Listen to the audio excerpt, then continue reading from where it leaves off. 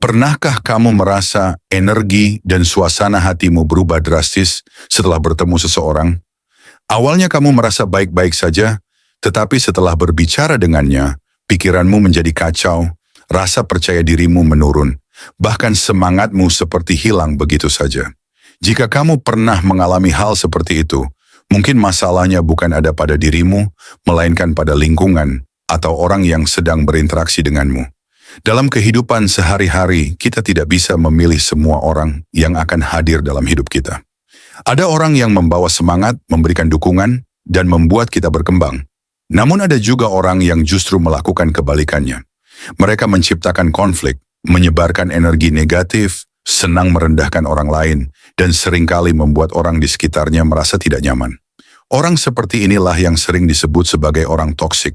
Yang membuat orang toksik berbahaya, bukan hanya karena sikapnya yang menyebalkan, tetapi karena perilaku mereka seringkali berlangsung secara halus. Mereka bisa berpura-pura peduli, tampil ramah di depan banyak orang, bahkan terlihat sangat baik pada awalnya. Namun seiring waktu, sifat aslinya mulai terlihat. Mereka perlahan menguras emosimu, membuatmu mempertanyakan dirimu sendiri, bahkan memengaruhi cara pandangmu terhadap kehidupan. Psikologi menjelaskan bahwa perilaku toksik biasanya muncul karena berbagai faktor, mulai dari kebiasaan yang terbentuk sejak lama, kebutuhan untuk mengendalikan orang lain, rasa iri, hingga ketidakmampuan mengelola emosinya sendiri. Apapun penyebabnya, dampaknya tetap sama. Hubungan menjadi tidak sehat, dan orang-orang di sekitarnya ikut terluka. Pada video kali ini, kita akan membahas 7 hal yang hampir selalu dilakukan oleh orang toksik. Mungkin beberapa di antaranya pernah kamu alami bersama teman, pasangan, rekan kerja, bahkan anggota keluarga sendiri.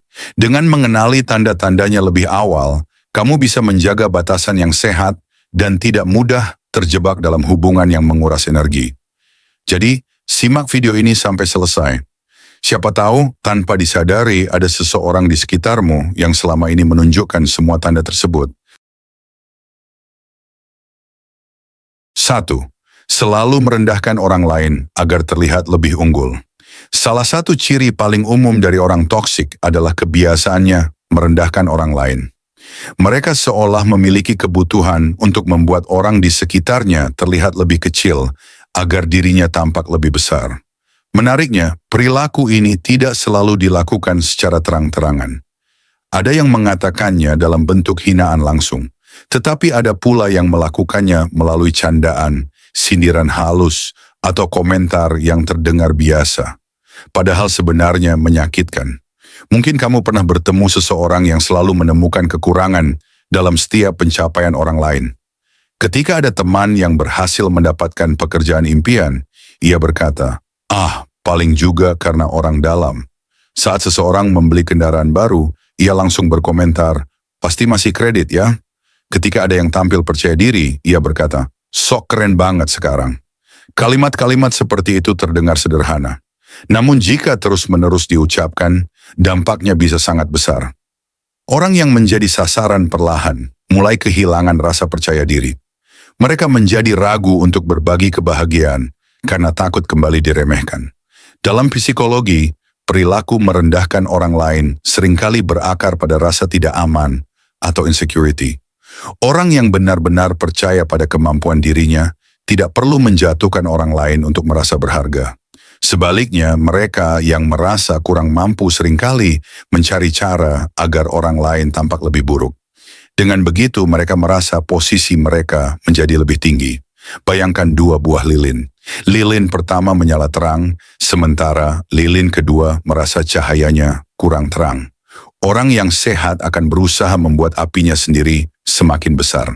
Namun orang toksik justru mencoba memadamkan lilin pertama agar cahayanya terlihat paling terang. Padahal memadamkan cahaya orang lain tidak pernah membuat cahayanya sendiri menjadi lebih baik. Yang lebih berbahaya, orang toksik sering membungkus penghinaan dengan alasan bercanda. Ketika korbannya tersinggung, mereka akan berkata, "Baper amat, cuman bercanda." Kalimat ini sebenarnya merupakan bentuk manipulasi. Mereka bukan meminta maaf, tetapi justru membuat orang lain merasa bersalah karena terluka. Lama-kelamaan, Korban mulai mempertanyakan dirinya sendiri. Ia berpikir mungkin memang dirinya terlalu sensitif. Padahal, rasa sakit yang ia rasakan adalah sesuatu yang wajar. Candaan yang sehat membuat semua orang tertawa. Sebaliknya, candaan toksik hanya membuat satu orang tertawa, sementara yang lain merasa dipermalukan. Perhatikan juga bagaimana orang toksik bereaksi terhadap keberhasilan orang lain. Mereka jarang memberikan pujian yang tulus. Jikapun memuji, biasanya selalu disertai kalimat yang mengecilkan. Misalnya, lumayan juga ya, aku nggak nyangka kamu bisa. Atau, beruntung banget sih kamu. Bahkan, sekali-kali aja itu berhasil. Sekilas terdengar seperti pujian. Namun sebenarnya mereka sedang berusaha mengurangi nilai dari pencapaian tersebut. Mereka tidak nyaman melihat orang lain berkembang. Sebaliknya, orang yang memiliki kepribadian sehat justru merasa senang melihat orang lain sukses. Mereka tahu bahwa keberhasilan seseorang tidak mengurangi kesempatan dirinya untuk berhasil. Dunia ini bukan kompetisi di mana kemenangan satu orang berarti kekalahan orang lain. Orang toksik juga sering membanding-bandingkan. Mereka berkata, lihat tuh si A lebih pintar dari kamu. Atau kalau dibandingkan kakakmu, kamu masih jauh. Tujuan mereka bukan memotivasi, melainkan menciptakan rasa minder. Mereka ingin orang lain terus merasa kurang. Dalam lingkungan kerja, perilaku ini bisa sangat merusak. Rekan kerja yang toksik akan mengecilkan ide orang lain saat rapat.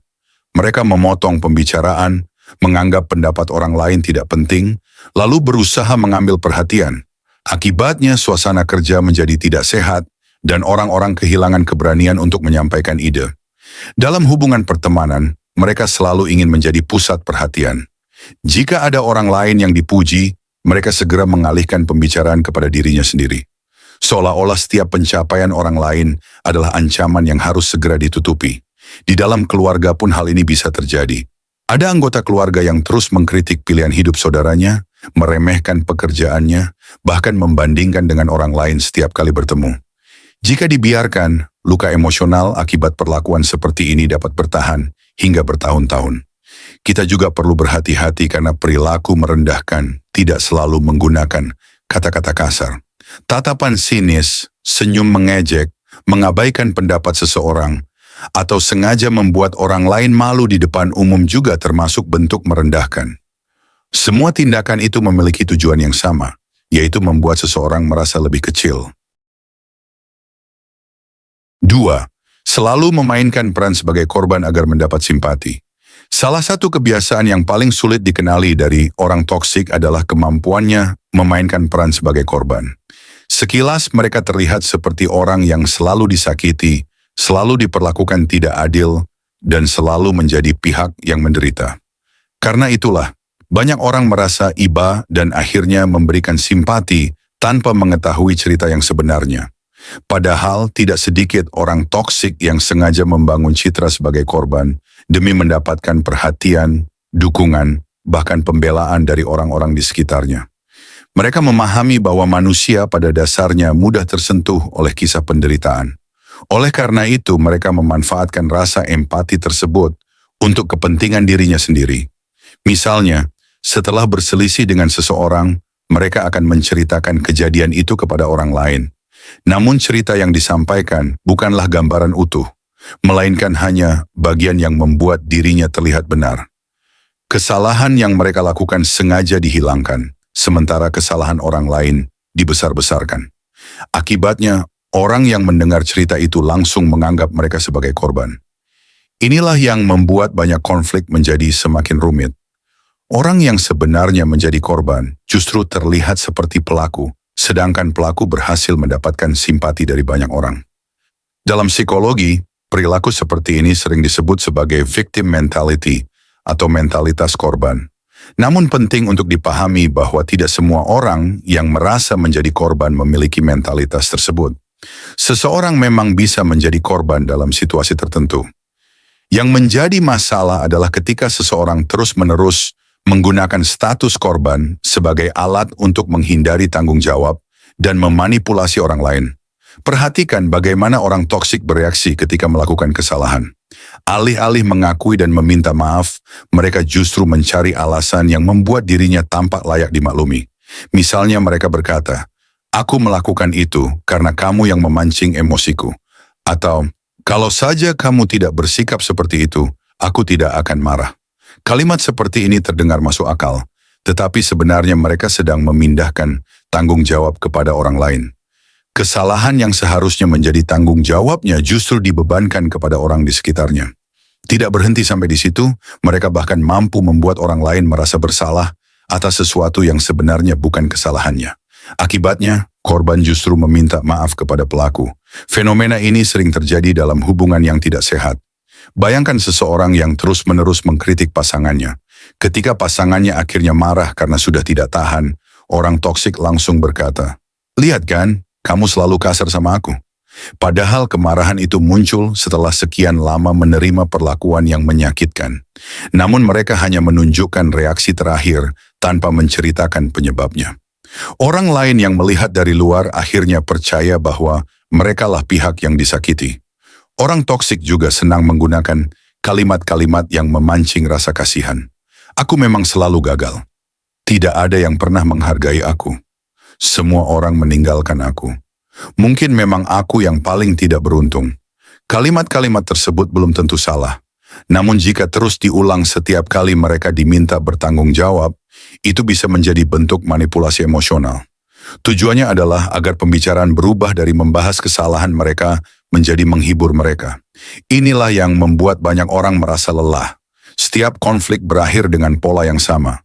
Bukannya menyelesaikan masalah, mereka justru sibuk mencari simpati. Hal lain yang sering dilakukan orang toksik adalah mengumpulkan pendukung. Setelah berselisih dengan seseorang, mereka mendatangi teman-teman lain untuk menceritakan versinya. Mereka berharap semakin banyak orang yang membela dirinya, semakin kuat posisi mereka. Akibatnya, hubungan yang awalnya hanya melibatkan dua orang berubah menjadi konflik yang lebih besar. Lingkungan menjadi terpecah karena banyak orang tidak mengetahui fakta yang sebenarnya. Orang yang matang secara emosional akan berusaha menyelesaikan masalah langsung kepada pihak yang bersangkutan. Sebaliknya, orang toksik lebih suka mencari penonton agar dirinya terlihat sebagai korban. Ada satu hal menarik yang perlu diperhatikan. Orang toksik hampir selalu memiliki daftar panjang mengenai siapa saja yang pernah menyakitinya. Menurut ceritanya, mantan pasangannya salah, teman-temannya jahat, atasannya tidak adil, keluarganya tidak mengerti dirinya, bahkan tetangganya pun dianggap bermasalah. Jika hampir semua orang dalam hidup seseorang selalu digambarkan sebagai orang jahat, mungkin masalahnya bukan selalu ada pada orang lain. Bisa jadi ada pola perilaku yang tidak pernah ia sadari dalam dirinya sendiri. 3. Senang memanipulasi dan mengendalikan orang lain. Salah satu perilaku yang paling berbahaya dari orang toksik adalah keinginannya untuk mengendalikan orang lain. Mereka tidak selalu menggunakan ancaman atau kekerasan. Justru, sebagian besar melakukannya dengan cara yang sangat halus sehingga korbannya sering kali tidak menyadari bahwa dirinya sedang dimanipulasi. Pada awalnya, orang toksik biasanya terlihat sangat perhatian. Mereka ingin mengetahui segala hal tentang hidupmu. Mereka sering bertanya kemana kamu pergi, dengan siapa kamu berteman, apa yang sedang kamu lakukan, bahkan keputusan-keputusan kecil dalam hidupmu.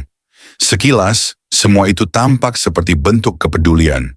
Namun seiring berjalannya waktu, perhatian tersebut berubah menjadi kontrol. Mereka mulai menentukan siapa yang boleh kamu temui, apa yang sebaiknya kamu lakukan, bagaimana kamu harus bersikap, bahkan bagaimana kamu seharusnya berpikir. Tanpa sadar, ruang untuk mengambil keputusan sendiri semakin sempit. Kamu mulai merasa harus meminta persetujuan mereka untuk hal-hal yang sebenarnya menjadi hakmu sendiri.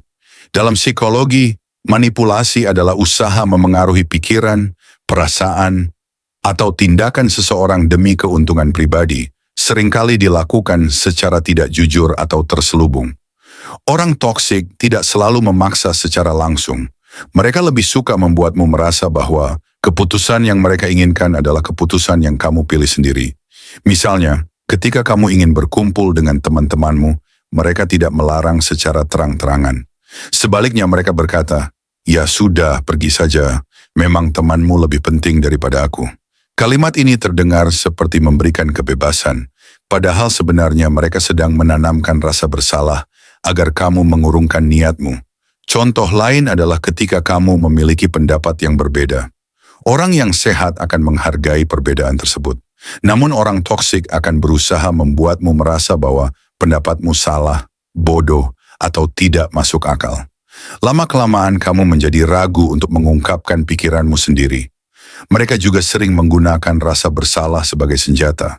Setiap kali keinginannya tidak dituruti, mereka membuatmu merasa seperti orang yang egois. Mereka berkata, "Aku sudah berkorban banyak buat kamu. Aku melakukan semua ini demi kebaikanmu. Kalau kamu benar-benar peduli sama aku, kamu pasti mau melakukannya." Kalimat-kalimat seperti ini terdengar penuh kasih sayang, tetapi jika terus digunakan untuk memaksa seseorang mengikuti keinginan mereka, itu bukan lagi bentuk perhatian. Itu adalah manipulasi emosional. Orang toksik memahami bahwa rasa bersalah adalah salah satu emosi yang paling mudah dimanfaatkan. Ketika seseorang merasa bersalah, ia cenderung lebih mudah mengalah, meminta maaf, bahkan mengorbankan kebutuhannya sendiri demi menyenangkan orang lain. Semakin lama hubungan itu berlangsung, korban mulai kehilangan keberanian untuk berkata, "Tidak." Setiap kali ingin menolak, ia langsung dihantui rasa bersalah. Akibatnya, ia terus mengorbankan waktu, tenaga, bahkan kebahagiaannya sendiri. Manipulasi juga sering muncul dalam bentuk ancaman yang tidak langsung. Misalnya mereka berkata, "Kalau kamu meninggalkan aku tidak tahu apa yang akan terjadi." Atau, "Setelah semua yang aku lakukan, ternyata beginilah balasanmu." Kalimat seperti ini sengaja diucapkan agar kamu merasa bertanggung jawab atas kondisi emosional mereka. Padahal setiap orang bertanggung jawab atas pilihan dan emosinya sendiri. Di lingkungan kerja, orang toksik sering memanfaatkan rasa sungkan. Mereka meminta bantuan di luar tanggung jawabmu, lalu membuatmu merasa tidak enak jika menolak. Akhirnya kamu mengerjakan pekerjaan mereka, sementara mereka menikmati hasilnya. Dalam pertemanan, mereka sering hadir hanya ketika membutuhkan sesuatu. Ketika mereka memerlukan bantuan, mereka menghubungimu berkali-kali. Namun saat kamu membutuhkan mereka, alasan selalu tersedia. Hubungan seperti ini perlahan menjadi tidak seimbang. Satu pihak terus memberi, sementara pihak lainnya terus mengambil. Ada satu teknik manipulasi yang sangat terkenal dalam psikologi, yaitu gaslighting. Gaslighting terjadi ketika seseorang membuatmu meragukan ingatan, perasaan, atau penilaianmu sendiri. Misalnya, mereka pernah mengatakan sesuatu yang menyakitkan. Ketika kamu mengingatkannya, mereka menjawab, "Aku tidak pernah bilang begitu. Kamu salah dengar. Kamu terlalu sensitif. Itu cuma ada di pikiranmu." Jika hal ini terjadi berulang kali, korban mulai kehilangan kepercayaan pada dirinya sendiri. Ia tidak lagi yakin apakah yang diingatnya benar atau salah. Pada titik inilah orang toksik mulai memiliki kendali yang sangat besar. Korban akhirnya lebih mempercayai versi cerita dari pelaku dibandingkan pengalaman yang ia alami sendiri. 4. Tidak pernah mau mengakui kesalahan dan selalu menyalahkan orang lain. Salah satu tanda yang paling mudah dikenali dari orang toksik adalah ketidakmampuannya untuk mengakui kesalahan. Bagi mereka, mengakui bahwa dirinya salah terasa seperti sebuah kekalahan. Mereka percaya bahwa jika mengaku bersalah, harga dirinya akan jatuh dan orang lain akan memandangnya lemah. Karena itulah, apapun yang terjadi, mereka akan mencari cara agar kesalahan tersebut terlihat berasal dari orang lain, keadaan, atau bahkan nasib. Padahal setiap manusia pasti pernah melakukan kesalahan. Tidak ada seorang pun yang selalu benar. Perbedaan antara orang yang matang secara emosional dan orang toksik bukan terletak pada ada atau tidaknya kesalahan, melainkan pada bagaimana mereka menyikapi kesalahan tersebut. Orang yang dewasa akan berkata, "Ya, itu memang kesalahanku, aku akan memperbaikinya." Kalimat sederhana ini menunjukkan keberanian, tanggung jawab, dan keinginan untuk berkembang. Sebaliknya, orang toksik akan menghabiskan lebih banyak energi untuk mencari kambing hitam daripada mencari solusi. Misalnya, di tempat kerja terjadi sebuah kesalahan dalam sebuah proyek. Orang toksik yang sebenarnya bertanggung jawab justru berkata, "Aku sudah mengingatkan dari awal, tapi mereka yang tidak mendengarkan." Atau, "Kalau timnya lebih kompeten, hasilnya pasti berbeda." Dengan cara seperti ini, mereka berusaha menjaga citra dirinya tetap terlihat baik, meskipun kenyataannya tidak demikian.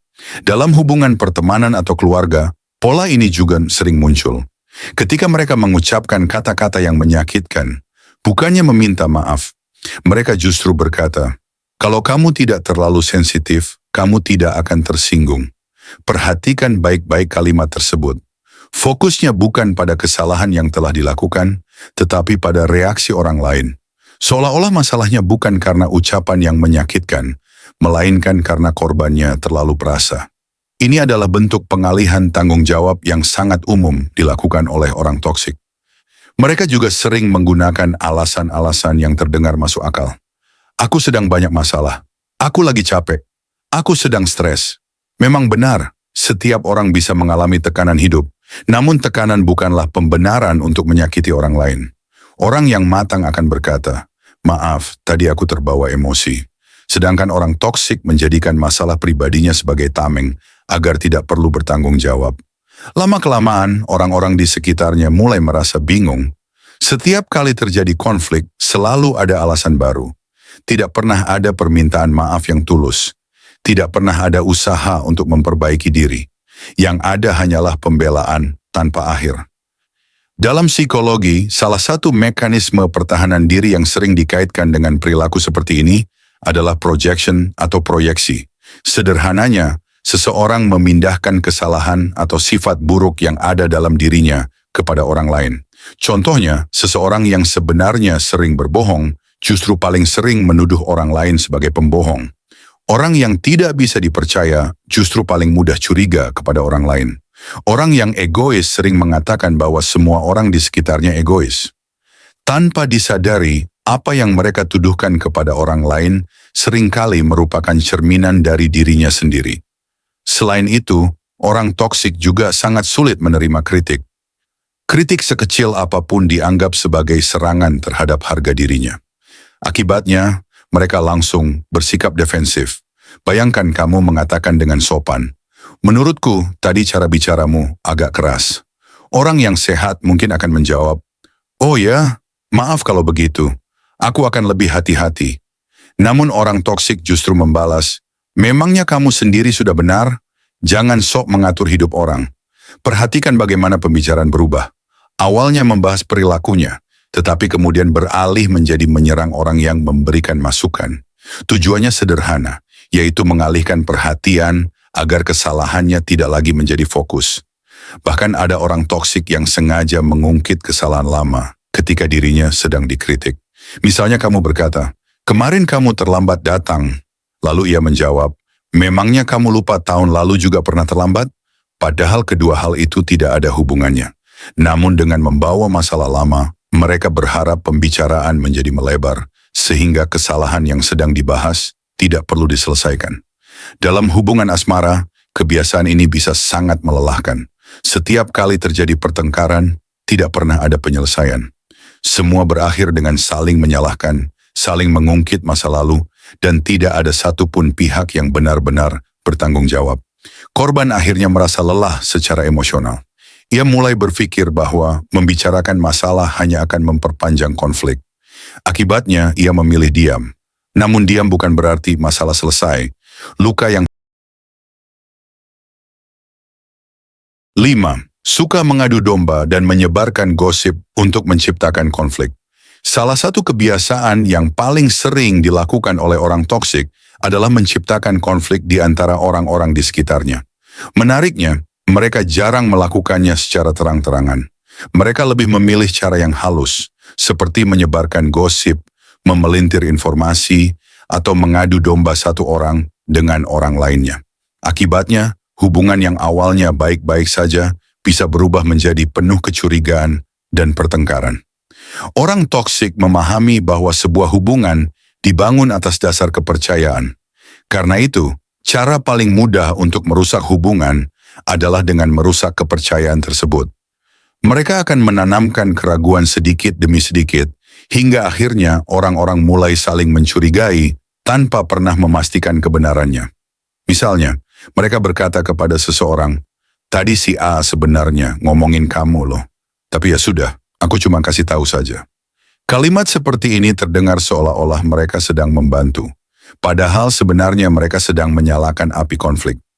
Ketika orang yang mendengar mulai marah kepada si A, orang toksik akan mendatangi si A dan berkata, "Aku juga bingung kenapa dia tiba-tiba marah sama kamu." Mereka berpura-pura menjadi penengah, padahal merekalah yang memulai semuanya. Inilah yang membuat orang toksik sering terlihat tidak bersalah. Mereka pandai bermain di balik layar. Mereka jarang menjadi pelaku yang terlihat, tetapi hampir selalu hadir di balik setiap konflik yang terjadi. Dalam psikologi sosial, gosip memang merupakan bagian dari interaksi manusia. Tidak semua gosip bersifat buruk. Ada gosip yang sekadar berbagi informasi tanpa niat merugikan. Namun yang dilakukan oleh orang toksik berbeda. Mereka menyebarkan informasi dengan tujuan memengaruhi cara orang lain memandang seseorang. Mereka sering menambahkan bumbu pada cerita agar terdengar lebih dramatis. Informasi yang awalnya sederhana berubah menjadi rumor yang merusak reputasi seseorang. Bayangkan seseorang berkata, "Kemarin dia pulang lebih cepat." Ketika sampai di tangan orang toksik, cerita itu berubah menjadi, "Kayaknya dia malas kerja, makanya sering pulang duluan." Beberapa jam kemudian berubah lagi menjadi, "Katanya dia sering menghindari pekerjaan." Semakin lama cerita itu berpindah dari satu orang ke orang lain, semakin jauh dari kenyataan. Yang menyedihkan, banyak orang lebih mudah mempercayai cerita negatif dibandingkan mencari fakta yang sebenarnya. Akibatnya, korban kehilangan kepercayaan dari lingkungan hanya karena sebuah gosip yang tidak pernah dikonfirmasi. Orang toksik sangat menikmati situasi seperti ini. Mereka merasa memiliki kendali karena mengetahui informasi yang tidak diketahui orang lain. Bahkan tidak jarang mereka sengaja menyimpan rahasia seseorang agar suatu hari bisa digunakan sebagai senjata. Perhatikan bagaimana mereka berbicara tentang orang lain ketika orang tersebut tidak ada. Hampir selalu ada komentar negatif. "Dia sebenarnya baik sih, tapi aku nggak mau ngomong, tapi kamu harus tahu. Jangan bilang siapa-siapa ya." Kalimat-kalimat seperti ini adalah pembuka yang sangat umum sebelum mereka mulai menyebarkan gosip. Ironisnya, orang yang hari ini bergosip kepadamu tentang orang lain, sangat mungkin besok bergosip kepada orang lain tentang dirimu. Mereka tidak memiliki standar yang berbeda. Siapapun bisa menjadi bahan pembicaraan selama hal itu membuat mereka merasa lebih penting. Mengapa orang toksik senang bergosip? Salah satu alasannya adalah karena gosip memberi mereka perhatian. Ketika mereka membawa cerita baru, orang-orang mulai berkumpul dan mendengarkan. Mereka merasa menjadi pusat informasi. Perasaan ini memberikan kepuasan tersendiri bagi mereka. Alasan lainnya adalah rasa iri.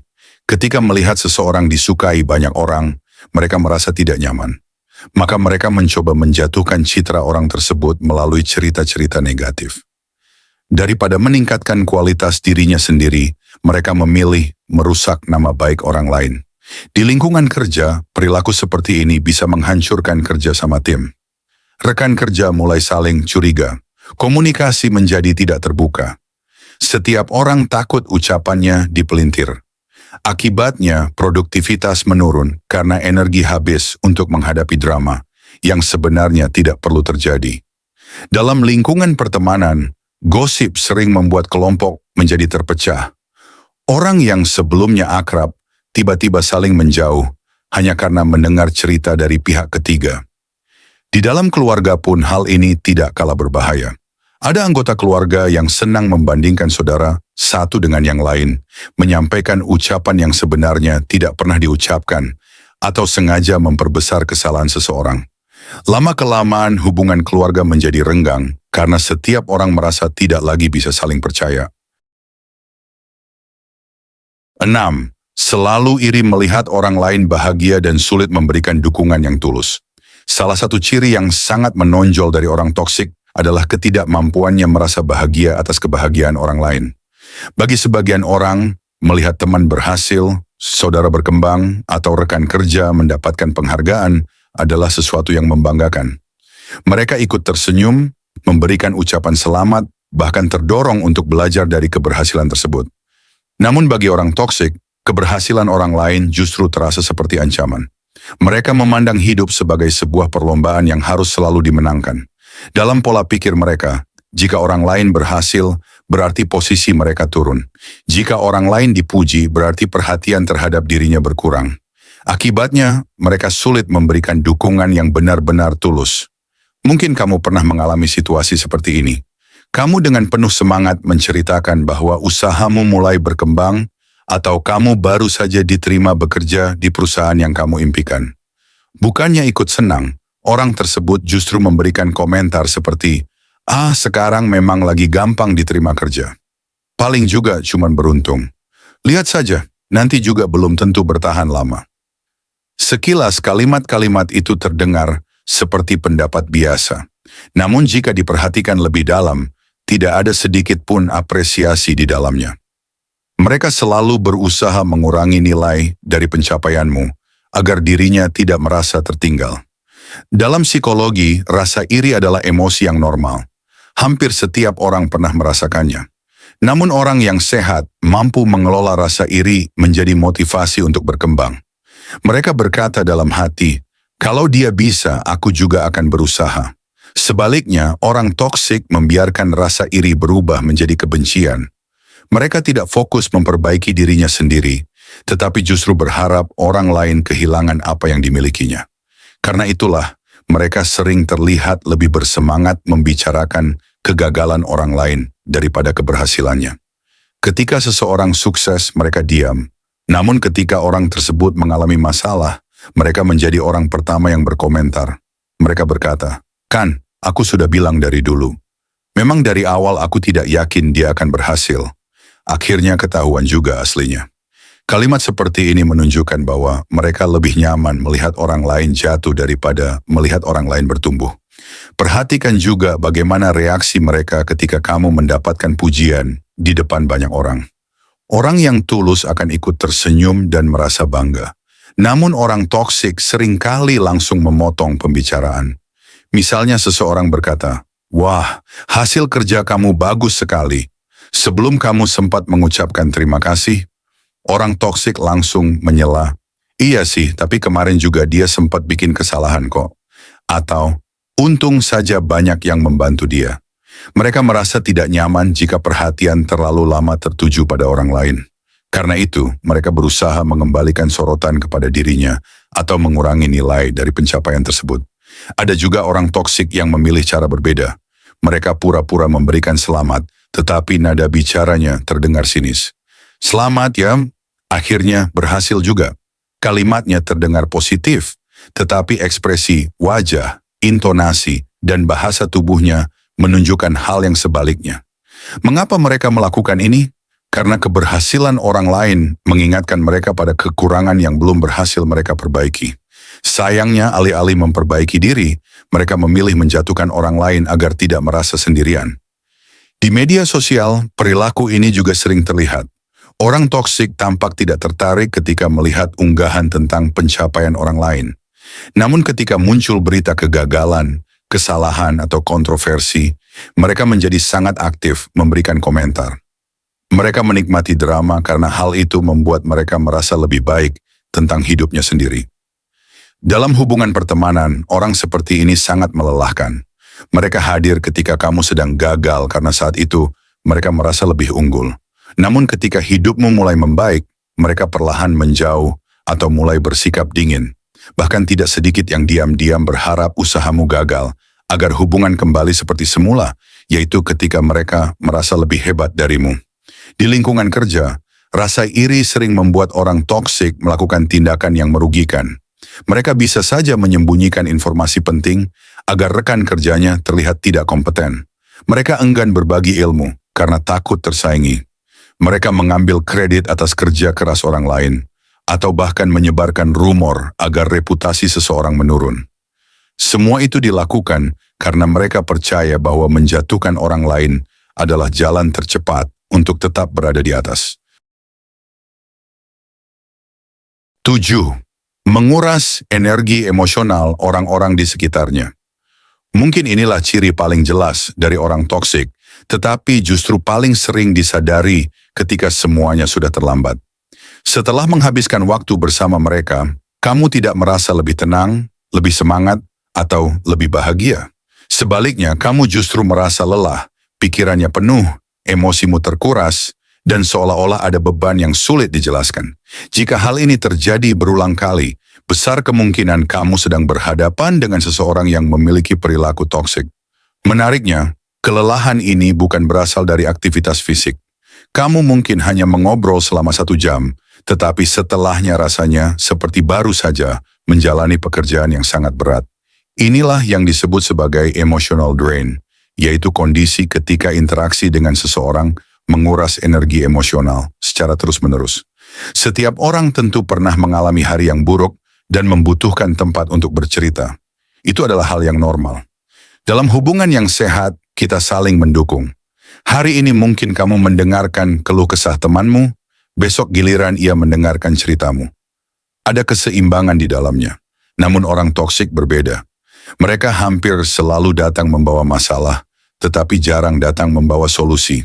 Setiap pertemuan dipenuhi dengan keluhan, kritik, kemarahan, atau drama yang seolah tidak pernah ada habisnya. Mereka menjadikan orang lain sebagai tempat membuang seluruh beban emosinya, tanpa pernah memikirkan apakah orang tersebut juga memiliki batas kemampuan untuk menampung semuanya. Mungkin kamu pernah memiliki teman yang setiap kali menghubungimu selalu berkata, "Aku lagi ada masalah." Awalnya kamu dengan tulus mendengarkan.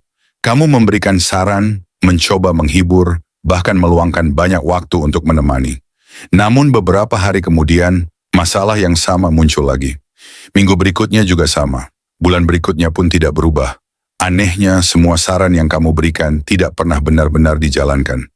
Mereka lebih suka mengulang cerita yang sama daripada berusaha mencari jalan keluar. Lama-kelamaan kamu mulai merasa lelah. Bukan karena tidak peduli, tetapi karena hubungan itu menjadi sangat tidak seimbang. Kamu terus memberi energi, sementara mereka terus mengambil tanpa pernah mengisi kembali. Orang toksik seringkali tidak sadar bahwa mereka melakukan hal ini. Mereka terbiasa menjadikan orang lain sebagai tempat pelarian emosinya. Mereka merasa siapapun yang dekat dengannya harus selalu siap mendengarkan, memahami, dan menyelesaikan masalahnya. Namun ketika orang lain sedang mengalami kesulitan, respons mereka seringkali sangat berbeda. Mereka berkata, jangan terlalu dipikirkan. Kamu lebay. Orang lain juga banyak masalah. Perhatikan perbedaannya. Mereka menuntut empati yang sangat besar, tetapi hanya memberikan sedikit empati kepada orang lain. Hubungan yang sehat selalu berjalan 2 arah. Ada saatnya memberi, ada saatnya menerima, ada saatnya berbicara, ada saatnya mendengarkan. Orang toksik justru mengubah hubungan menjadi 1 arah. Mereka ingin selalu didengar, tetapi tidak ingin mendengar. Selain itu, mereka juga sering membawa drama kemanapun mereka pergi. Seolah-olah hidup mereka tidak pernah lepas dari konflik. Hari ini bertengkar dengan teman, besok bermasalah dengan keluarga, lusa berselisih dengan rekan kerja, minggu depan bertengkar dengan tetangga. Jika hampir di setiap lingkungan mereka selalu memiliki musuh atau konflik, ada baiknya kita bertanya, apakah benar semua orang itu salah? Ataukah ada pola perilaku yang terus mereka ulang, sehingga masalah selalu mengikuti kemanapun mereka pergi? Orang toksik sering hidup dalam pusaran drama karena drama membuat mereka merasa diperhatikan. Ketika ada konflik, banyak orang datang bertanya. Ada yang memberi simpati, ada yang membela, ada yang penasaran. Semua perhatian itu membuat mereka merasa menjadi pusat dari sebuah cerita. Masalahnya, orang-orang yang berada di dekatnya ikut terseret ke dalam pusaran tersebut. Tanpa sadar, mereka ikut merasa stres, cemas, bahkan kehilangan ketenangan. Dalam psikologi, emosi dapat menular. Fenomena ini dikenal sebagai emotional contagion. Ketika kita terus-menerus berada di sekitar orang yang penuh kemarahan, kecemasan, atau pesimisme, perlahan emosi tersebut dapat memengaruhi kondisi psikologis kita. Itulah sebabnya lingkungan memiliki pengaruh yang sangat besar terhadap kesehatan mental seseorang. Pada akhirnya, orang toksik tidak selalu datang dengan wajah yang mudah dikenali. Mereka tidak selalu berbicara kasar, tidak selalu marah-marah, dan tidak selalu terlihat jahat. Justru banyak di antara mereka yang tampak ramah, perhatian, bahkan dekat dengan kita.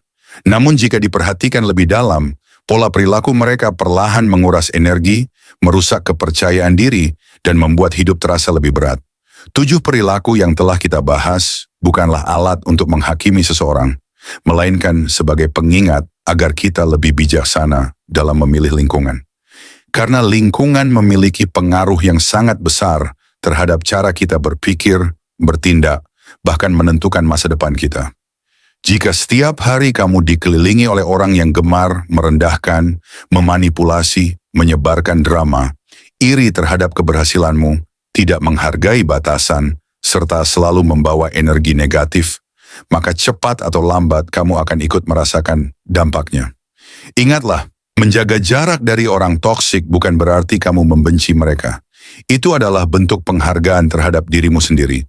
Kamu tidak bertanggung jawab untuk memperbaiki semua orang. Kamu juga tidak harus terus bertahan dalam hubungan yang hanya menghadirkan luka demi terlihat sebagai pribadi yang baik. Sebaliknya, pilihlah untuk menghabiskan lebih banyak waktu bersama orang-orang yang mampu mendukung pertumbuhanmu, menghargai usahamu, dan membuatmu menjadi versi terbaik dari dirimu sendiri. Kehadiran orang-orang seperti itu akan memberikan ketenangan, semangat, dan rasa aman yang tidak bisa digantikan oleh apapun. Jika setelah menonton video ini kamu mulai menyadari bahwa ada seseorang di sekitarmu yang memiliki banyak ciri tersebut, jangan terburu-buru bereaksi. Amati dengan tenang, buat batasan yang sehat, dan putuskan langkah yang paling baik untuk menjaga kesehatan mentalmu. Terkadang keputusan paling berani bukanlah melawan, melainkan memilih pergi dari lingkungan yang terus-menerus menyakitimu.